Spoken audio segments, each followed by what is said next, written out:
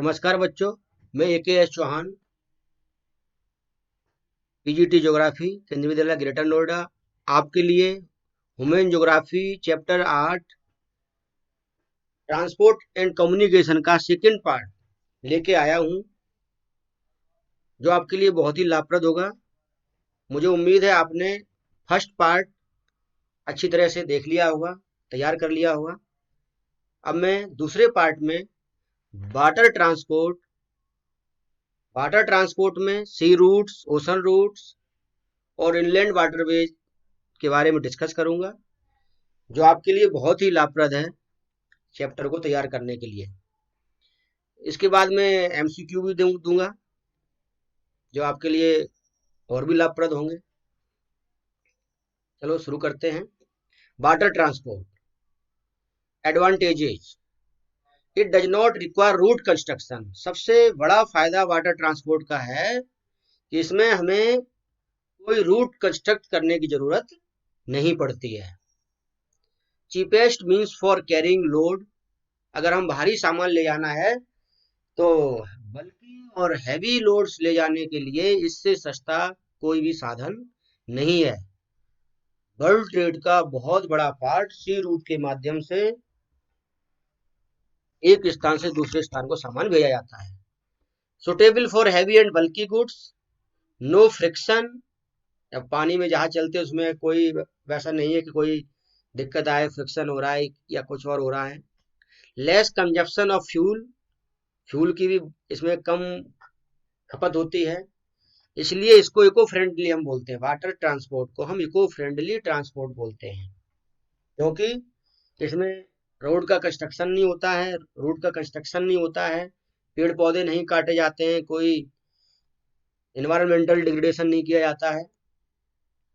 Various types of ships can travel, किसी भी size के या किसी भी प्रकार के शिप्स जो होते हैं, जहाज होते हैं, वो आ जा सकते हैं।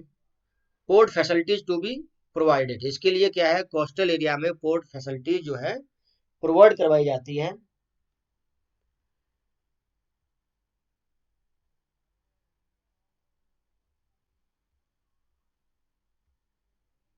सी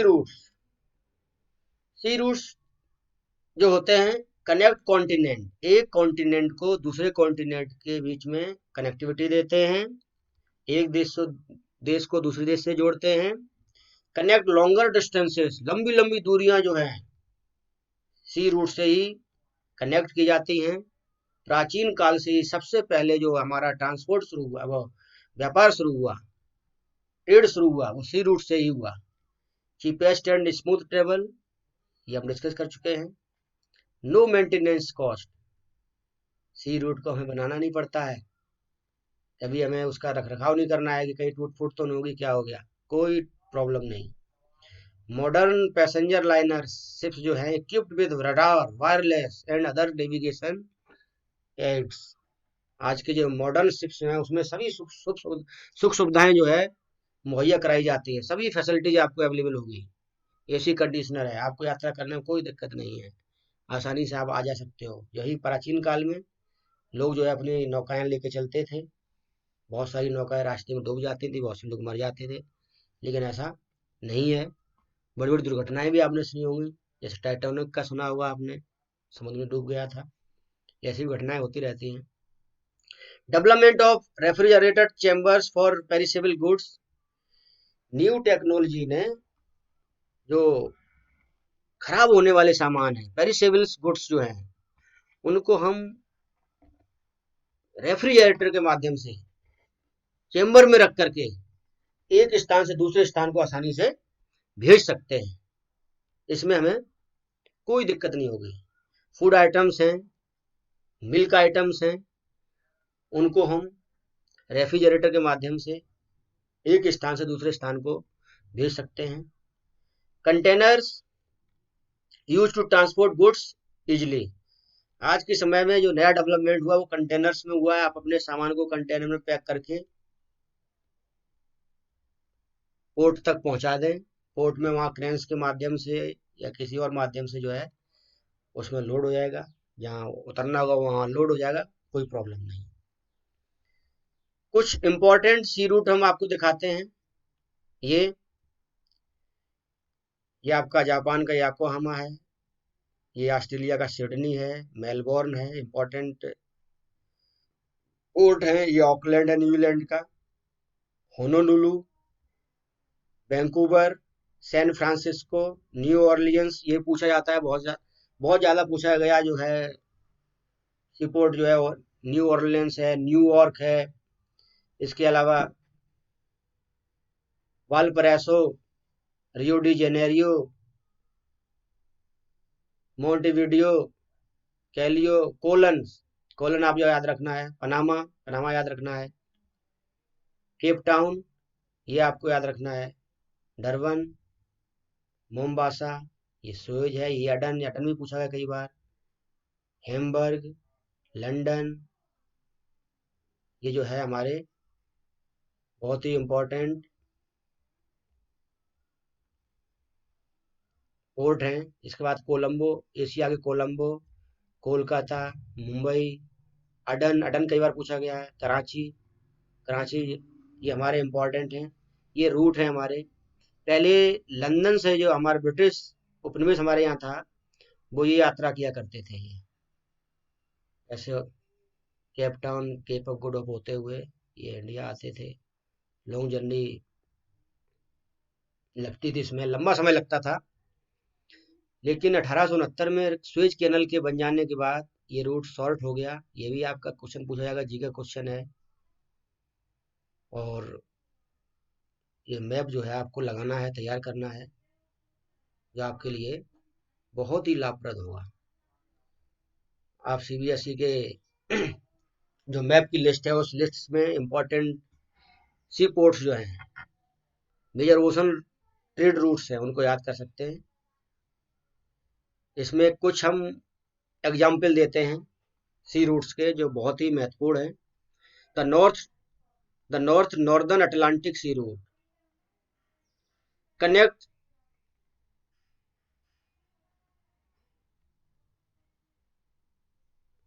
waste European and West African countries with Brazil, Argentina and Uruguay in South America.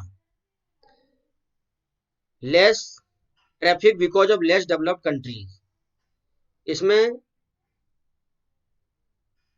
ये आगे बढ़ गया था थोड़ा। तो नॉर्दर्न अटलांटिक सी रूट दुनिया का सबसे बिजी सी रूट है बच्चों ये।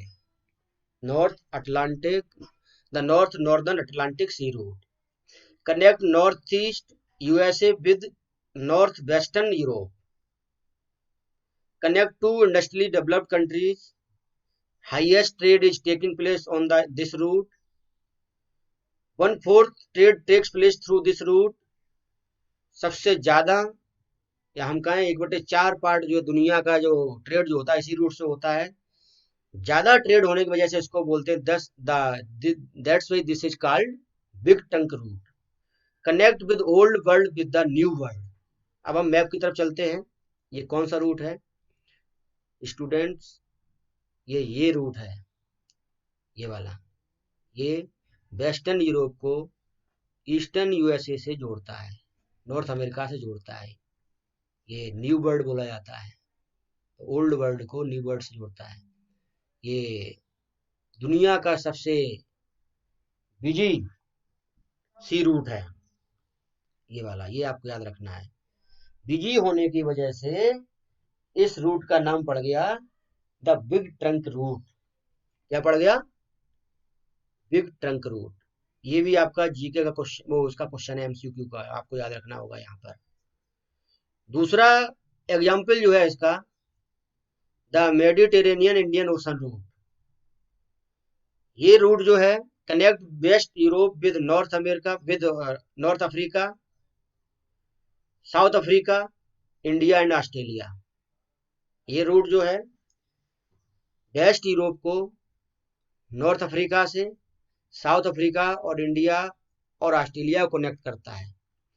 इस रूट पर पड़ने वाले जो इंपॉर्टेंट पोर्ट्स जो हैं, वो पोर्ट सैद है, अडन है, मुंबई है, कोलंबो है, सिंगापुर है।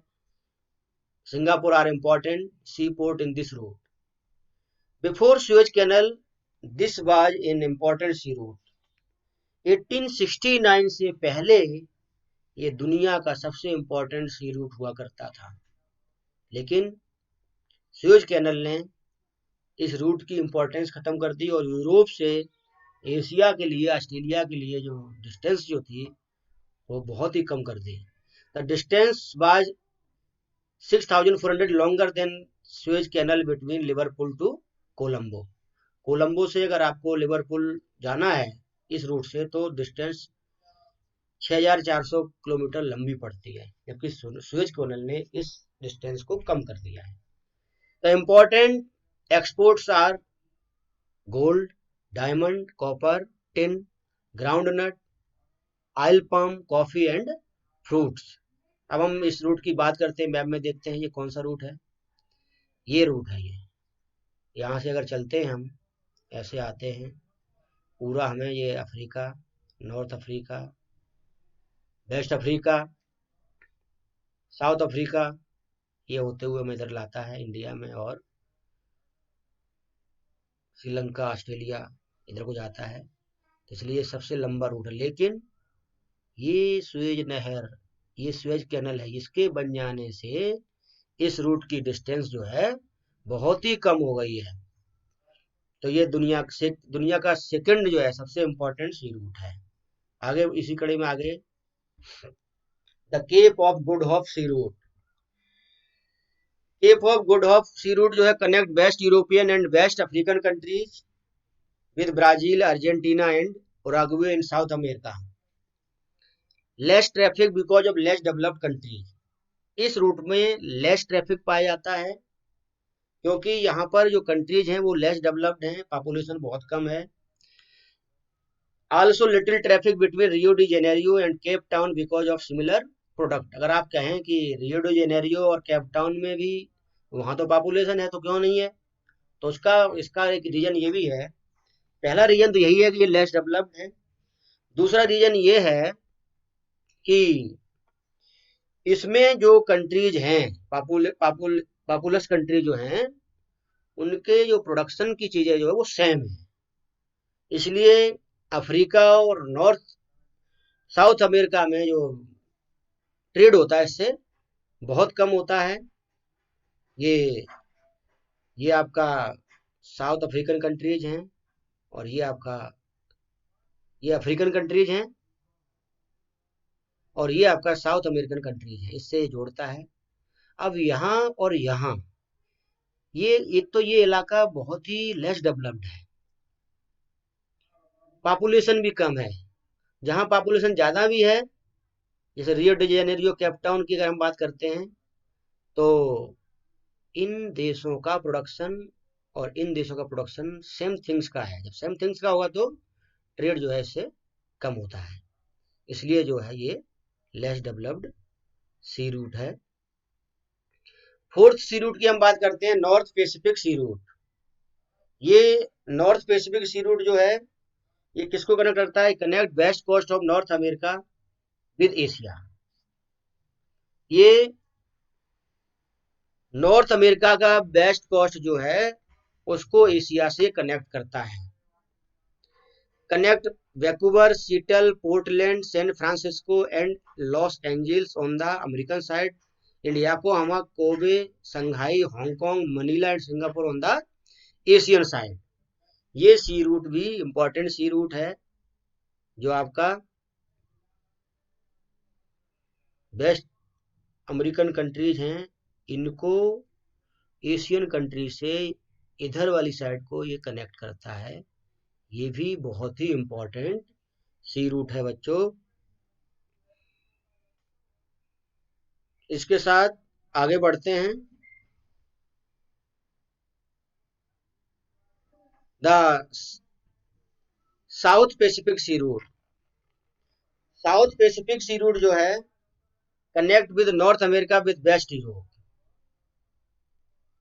also connect with Australia and New Zealand, connect scattered island of Pacific Ocean.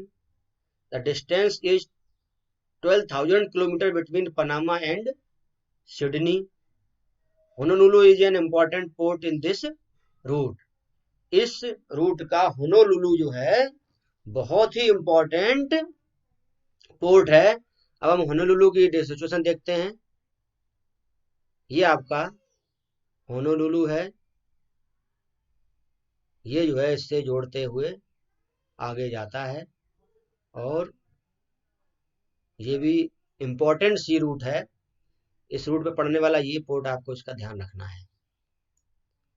इसकी कड़ी में अगला जो वो है एडिंग, हम कोस्टल शिपिंग की बात करते हैं। It is convenient for the countries with long coast line. Coastal shipping में क्या होता है, एक कंट्री में बहुत लंबी कोस्ट लाइन होती है। जैसे हम बात करते हैं यूएसए, चाइना और इंडिया, बिग कंट्रीज हैं, इनकी कोस्ट लाइन लंबी है। तो कोस्टल शिपिंग बहुत ही इंपॉर्टेंट वाटर ट्रांसपोर्ट है, एक देश को एक देश के छोर को दूसरे देश के छोर से कनेक्ट करने में। इंडिया की बात करते हैं तो इंडिया का ईस्टर्न कोस्ट और वेस्टर्न कोस्ट है। इसमें इंपॉर्टेंट सी पोर्ट आपने पढ़े होंगे, कलकत्ता है, और आपका पारादीप है, चेन्नई है, विशाखापट्टनम है, और इधर वेस्टर्न कोस्ट में कांडला है, और मुंबई, और नहावा सेवा, है ना, कोचीन, ये सब हमारे इम्पोर्टेंट हैं। ये देश को दूसरे छोर से जोड़ते हैं कोस्टल लाइन से। It can reduce the congestion on land route. अगर आपको सामान भेजना है तो आप आसानी से कोस्टल एरिया से सामान भेज सकते हो, तो ये लैंड रूट के कंजेशन को भी कम करता है। बहुत ही coastal shipping is also very important. यहाँ भी आपको क्वेश्चन पूछा जाता है, what are the importance of coastal shipping. 3 number पूछा सकता है, आपको पॉइंट लिखने हैं। Schengen states in Europe are most suitably placed for coastal shipping, connecting one member coast with the other. अब हम अपने ही एग्जाम्पल लेते हैं इंडिया का।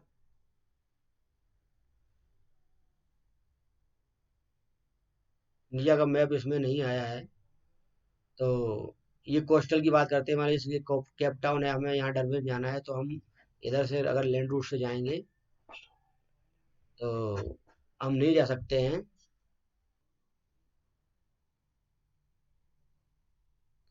कोस्टल शिपिंग के बाद हम बात करते हैं इंपॉर्टेंट कैनल्स की। इनमें सबसे पहले आती है आपकी सुएज कैनल, जिसकी हम पहले बात कर चुके हैं। यहाँ पर बच्चों कैनल्स पर भी क्वेश्चन पूछे जाते हैं 3-3 नंबर में।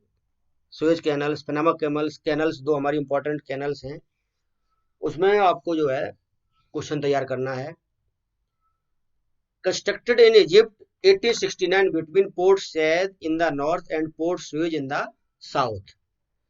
इसका निर्माण मिस्र में 1869 में किया गया था, जिसने यूरोप और एशिया की डिस्टेंस को बहुत ही कम कर दिया था। जो जलियान पहले पूरा अफ्रीका का चक्कर लगा के आते थे, इस कैनल्स ने उसकी डिस्टेंस बहुत ही कम कर दी है। इसके 2 पोर्ट हमें याद रखने, Port Said in the north और Port Suez in the south. Connect Mediterranean and Red Sea. ये भी जी का क्वेश्चन है, कई बार आप तैयारी करेंगे तो पूछेंगे कि सुएज कैनल किन किन सी को जोड़ती है, तो Mediterranean Sea and Red Sea. The distance reduced 6400 kilometre between Liverpool and Colombo. इस कैनल के बन जाने से लिवरपूल और कोलंबिया के बीच में जो दूरी थी वो 6400 किलोमीटर कम हो गई। The length is 160 kilometre. इसकी लंबाई लगभग 160 किलोमीटर है। 11 to 15 मीटर्स डेप्थ। इसकी गहराई लगभग 11 से 15 मीटर गहरी है। इसमें 100 ships can travel each day. एक दिन में 100 जहाज जो है आ जा सकते हैं। Time taken is 12 hour. इस नहर को अगर पार करना है आपको तो आपको 12 घंटे का समय लगेगा। इसका ड्रॉबैक क्या है कि toll is heavy, some time it is long, better to go by Cape route. इसमें टोल बहुत ज्यादा लगता है। अगर आपको सामान खराब होने वाला नहीं है तो आप जो है अदर रूट से जाना आपको ज्यादा सस्ता पड़ेगा। Railway line follow long this canal. A navigable fresh canal also follow from Niles.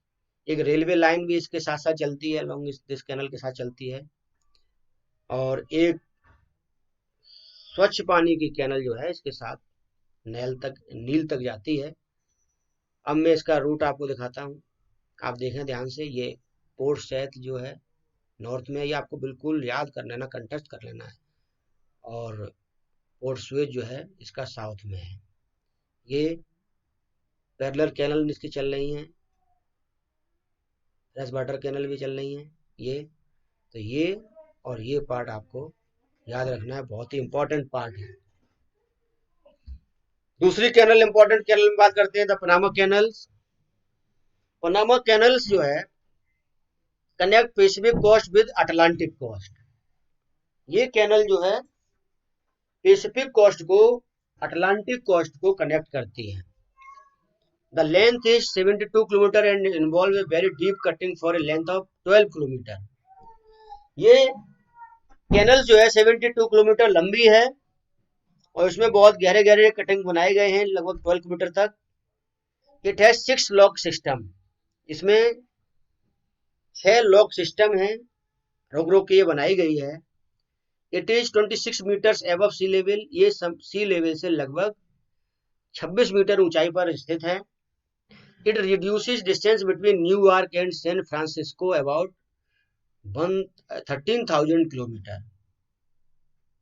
The economic importance is less than Suez Canal. ये कैनल जो है इसका इकोनॉमिक इम्पोर्टेंस जो है सुएज कैनल से कम है। अब हम इसका मैप देखते हैं बच्चों। देखिए ये आपका पनामा कैनल है, ये बनाया गया है। ये जो है यहाँ से शुरू होता है ये। अब हम मैप की बात करते हैं। अगर आपको San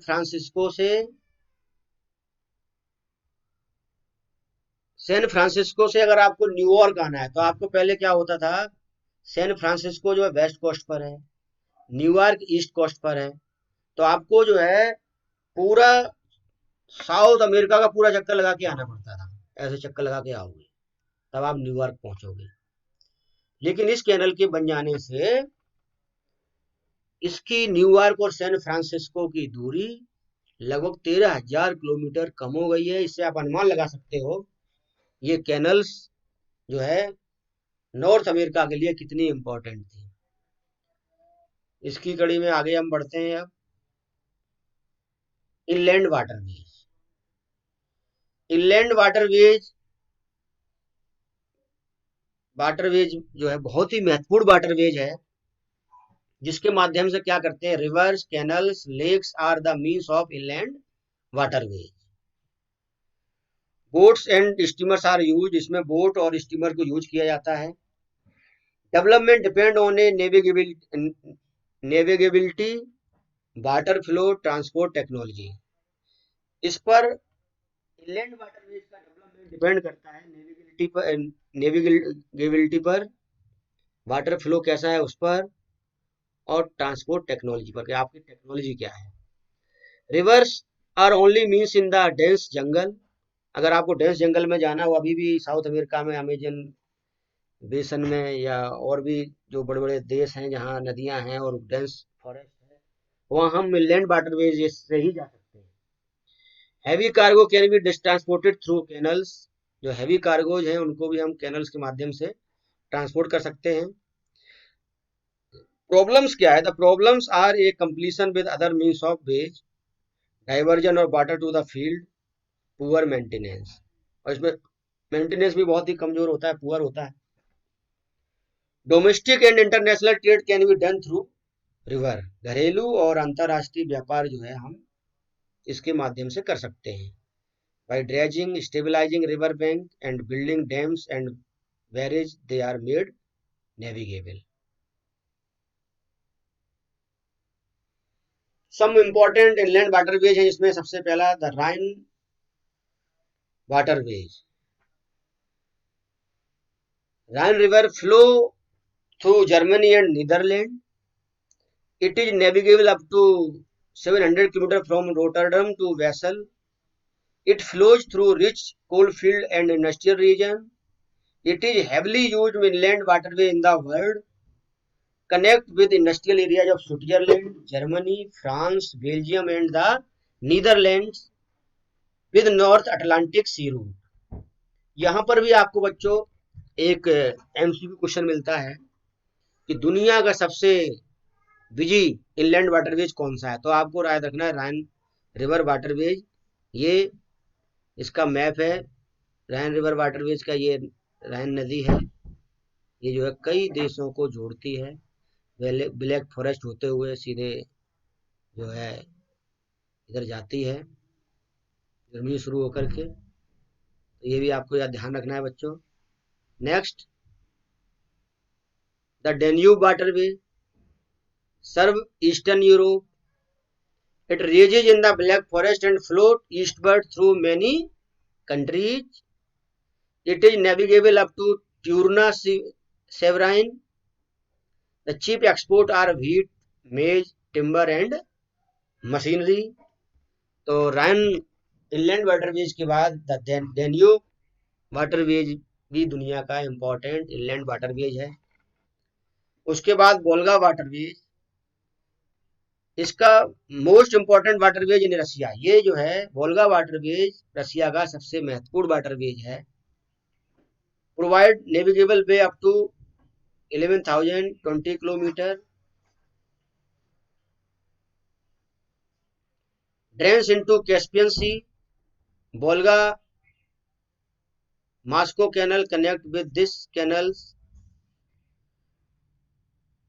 Volga Don canal with Black Sea, इनसे ये जोड़ता है। नेक्स्ट,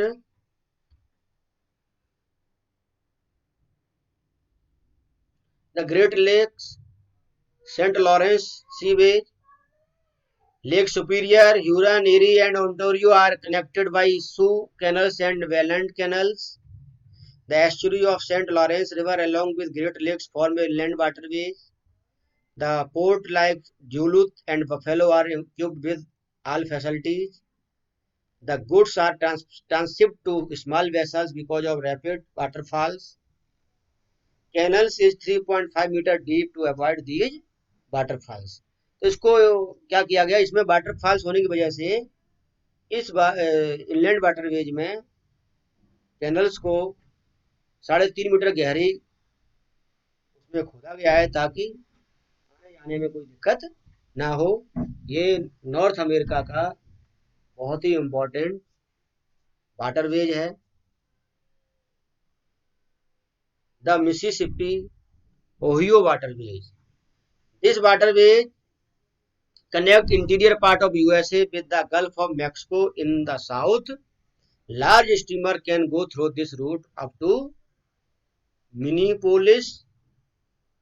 तो लास्ट में the Mississippi Ohio waterways important waterways है यूएसए का, इसको आपको याद रखना है। इस प्रकार से बच्चों मैंने इस चैप्टर का दूसरा part sea routes and inland waterways को समाप्त किया है। अगली कड़ी में हम आपको एयर ट्रांसपोर्ट पाइपलाइन इसके बारे में शीघ्र ही देंगे, इसको आपको याद करना है और अच्छे से अच्छे नंबर लेके